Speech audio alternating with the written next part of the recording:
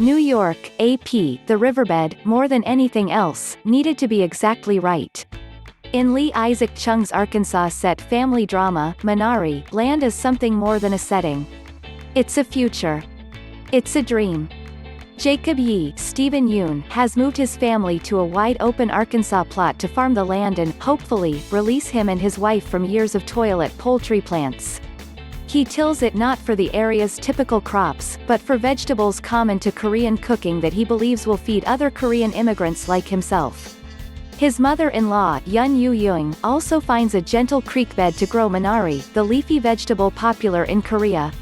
In Chung's film, the watery basin throbs with significance, a physical symbol of putting roots down, of Korean-American harmony, of resiliency. At first, everywhere Chung looked, the soil was wrong, the flow not right. A location scout mentioned a place he had played as a child. Chung, in the midst of making a deeply personal story about his own upbringing, liked that connection. Chung planted the spot with Minari plants his father had been growing in Kansas City. The director had been too frightened to tell his family he was making a film about them, so his borrowing of the Minari was mysterious. It was trucked in crates to the Oklahoma shoot. The Minari in Minari was sowed by Chung's father, an almost impossibly poignant bit of set dressing in a film that blooms in the gap between generations. That wasn't lost on me, Chung chuckles, speaking from Los Angeles. I think he kind of knew what I was getting at with the film, but we were just not talking about it. He wanted to come to the set and see what we were doing, but I kind of said no. We had some friction during production, to be honest, and it didn't go away until I showed him the film, and then it kind of alleviated all the tension we had. Director Lee Isaac Chung left, and Steven Yeun posed for a portrait to promote the film, Minari, during the Sundance Film Festival in Park City, Utah.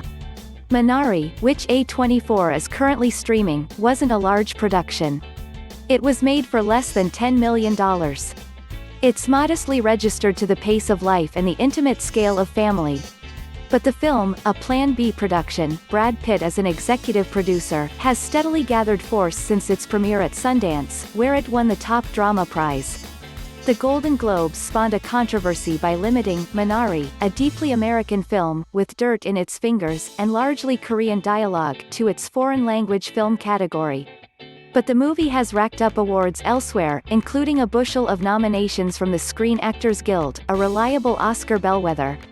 And perhaps most importantly, its honest and authentic rendering of an Asian American family, in an entertainment world so often reliant on stereotype, has resonated meaningfully for many.